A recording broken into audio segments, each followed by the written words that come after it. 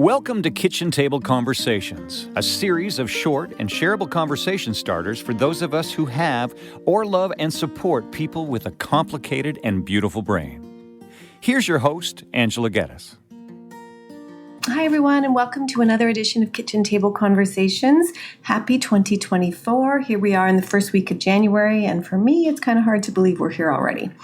So this is the time of year where many of us take a look at our next year and see this as a new beginning and set out with some new intentions. And I'm here to say that I had some new intentions that I've already kind of messed up. So for example, I'm supposed to have this podcast out on Wednesdays, and I just really underestimated how much administrative and extra things that I wanted to do over the holidays that I didn't get to. So, and then there's just life. Life happens, and there's, I work in a field that requires me to be really flexible, and I work with a lot of families who are really struggling, and sometimes things come up. So rather than see myself as kind of messing up already, with my goal being to have a little bit more wiggle room between appointments and to have a little bit more time carved out in the beginning of my day to exercise and to make sure that I prioritize that rather than get to my desk right away, I can tell you that I've already kind of messed that up a little. But I'm not going to be too hard on myself because I just really feel like we're all kind of a work in progress. And it's really important for all of us to kind of take a look at our priorities and take a look at ourselves and say, what is it that I'm doing really well? And what is it that I do need to polish, recognizing that nothing has to change overnight. So I'm here to say congratulations to all of you who have set out with these great resolutions and great intentions. And I hope that your goals and your values act as your compass and continue to take you in the direction that you want to go. And I'm going to give myself some kindness and compassion and realize that I'm still going in the direction of my compass as well. I just have to be patient with myself and realize that this is a particularly busy time, and it's okay that if things don't go exactly as I planned. So again, thanks for tuning in to this Kitchen Table Conversations, even though we're a day late. I thought that I would take a little bit of time once again to say that if now is not the time for you to make resolutions or to look at yourself and evaluate and assume that we all need to make big changes, I think that's okay too. It's okay to sit with ourselves and say, you know what, I'm doing a pretty good job and I don't need to make any monumental changes. I just need to keep plugging away. And I think that's really important too. But I do think that it's always important to remind ourselves of what kinds of habits that some of our more successful or emotionally intelligent people utilize or, kind of operationalize in their day-to-day. And I do see that, obviously I'm a social worker, so I work with individuals who struggle letting go of tough emotions and intrusive thoughts. And so I spend a lot of my time supporting people and asking them really important questions to help them to understand what's working for them and what's really not. And I'm realizing that emotionally intelligent or, mentally well individuals tend to set kind of emotional boundaries and realize what is theirs to own and what is not theirs to own. And I feel like sometimes when we're really feeling pressured or stressed, we take on more than our share, more of responsibilities that belong to other people. And whether it's our work, whether it's our family members, our desire to be helpful, our desire to care and offer compassion and concern are obviously really strong characteristics. But sometimes we can actually perpetuate difficulties by taking on more than our share, assuming that other people, aren't capable, even though that's not our intentional message. Sometimes it becomes our message. And then also assuming that we're the ones that have to take care of other people. And I'm not sure that that's our job all the time. So emotional boundaries, setting them is important, and also protecting them and following through. So for example, if, we've got deadlines at work, but we have other commitments that that are a big part of our lives, whether we're planning a vacation, for example, with our family, or we need to take our kids to extracurricular activities, setting those boundaries and then protecting them and not falling trap kind of thing to these, what if my boss, wants me to do something after hours? And what if I don't respond to that email? What is going to be the consequence to that? So again, setting the boundaries and then making sure that we protect them, I think, are really important. But I also think that it's really, really important to allow ourselves to be gray, because sometimes urgent issues do come up, and our boss is not necessarily a bad person for requesting or expecting us to be helpful in the time of a crisis.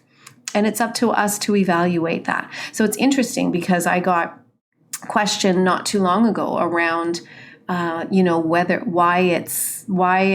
a person that I'm supporting reaches out to me at times of crisis or when he's experiencing emotional setbacks via email or text message. And in my practice, I make it very clear to everyone that I do not offer crisis support. So I can't do that within my scope and within my my wellness practice. I just can't. So I don't. However, I work odd hours sometimes because I know that families do need support in the evenings, and sometimes Saturday mornings are better for appointments than Monday to Friday because the rest of the world works as well. So because I'm in private practice, I get to set those hours. But the questions around, boundary issues and that kind of thing, and the assumptions that I don't have boundaries because I work on a Saturday or because I accept a text message after hours is just wrong. And so we need to be flexible, all the while protecting what's really important to us. I also think that emotionally well and intelligent people focus on what we can do about a problem rather than the problem itself. So I think it is really important for us to recognize that, sometimes really awful things happen. Sometimes we lose a job. Sometimes we lose our marriage. Sometimes something even more drastic happens, and that we have an unexpected death or a loss or an accident that happens, or, people at work are just not nice, or people in the parking lot are just not nice.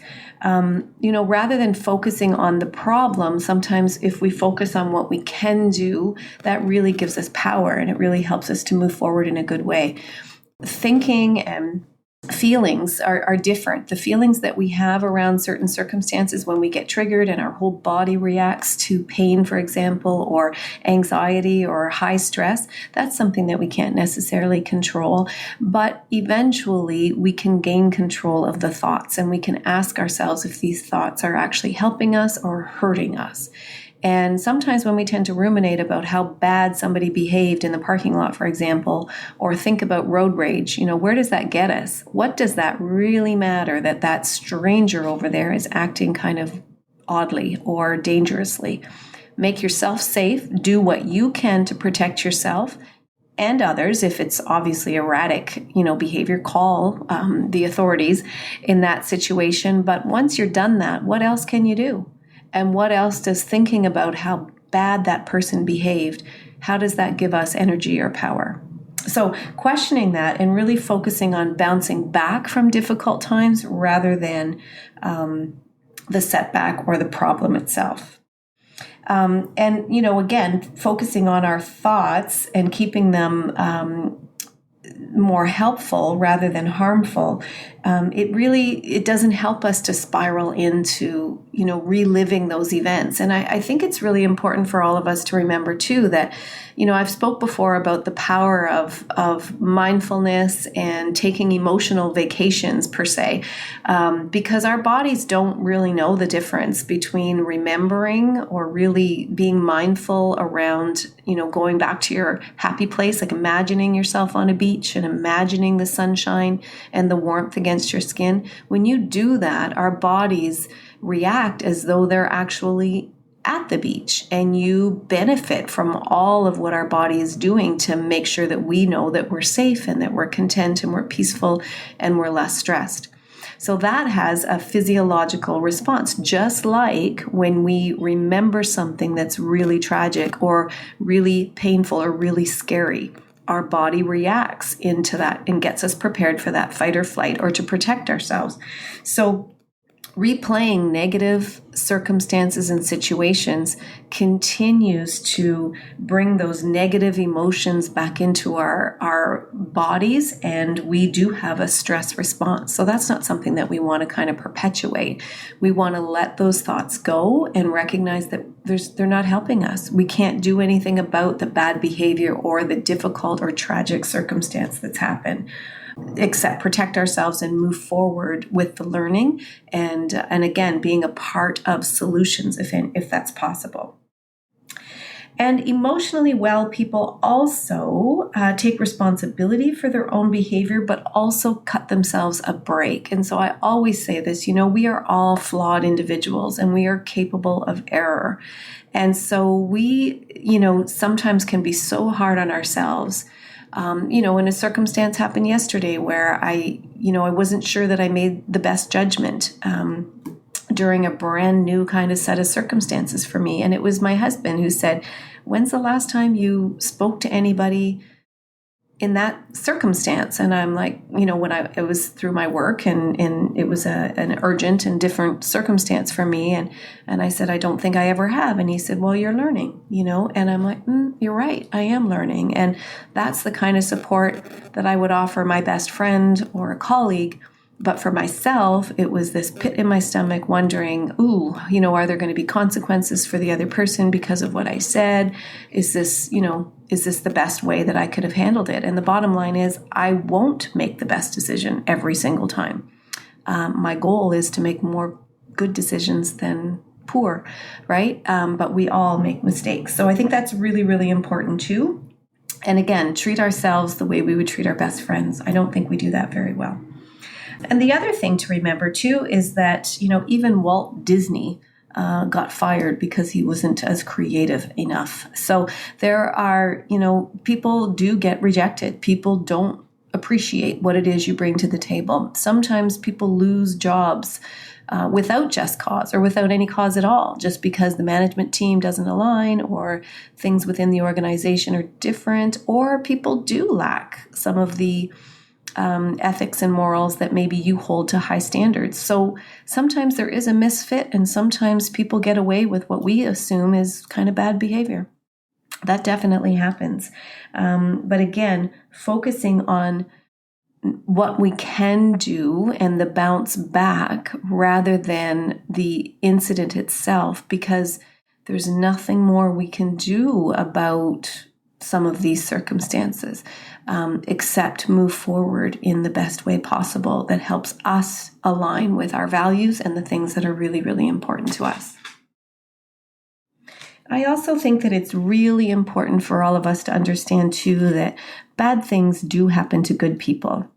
And so we don't have to take everything personally, and we don't have to understand why these things happen. So it was interesting because a while back, we had some family members that were struggling with cancer. And I can remember another family member, thanking God and thanking people for saving and making sure that her father was safe during this, very difficult illness. And my immediate response was, and this is not about a religious belief system or not, and this is not a judgment about that, but an immediate response was, so does that mean that his father, who died 10 years younger, didn't meet the mark or wasn't good enough to be saved? Does that mean that his brother, who died actually 20 years and tragically at age 50, does that mean that he was a bad person because he passed away suddenly? Does that mean that the little 8-year-old boy wasn't selected to be saved by your God? So none of that really sat very well with me, and it never has. Sometimes there's not reasons for these bad things to happen. And I think that's a really important message to continue to remind ourselves. And I've quoted my father many, many times. And one of the things that he said to me that was very powerful growing up was, you get out of life what you put into it. And I believe that to some extent. When you work hard, you usually reap the benefits of that. But again, there are times where bad things do happen to good people. And I know for me personally, because of that message, there were times when bad things did happen. I kind of felt like it was my fault. And I was a little bit harder on myself than I needed to be. So, that was an awakening for me to realize that, no, this is not my fault. This was just a bad thing that happened. And I'm not to blame. So balance that out if you can. And my hope is that you bring this conversation back home to your kitchen tables. And I really wish from the bottom of my heart that 2024 is good to you and your family, and that globally we see some improvements, and we keep plugging away and working towards our values and the things that are so very important to us. With many thanks, Angela.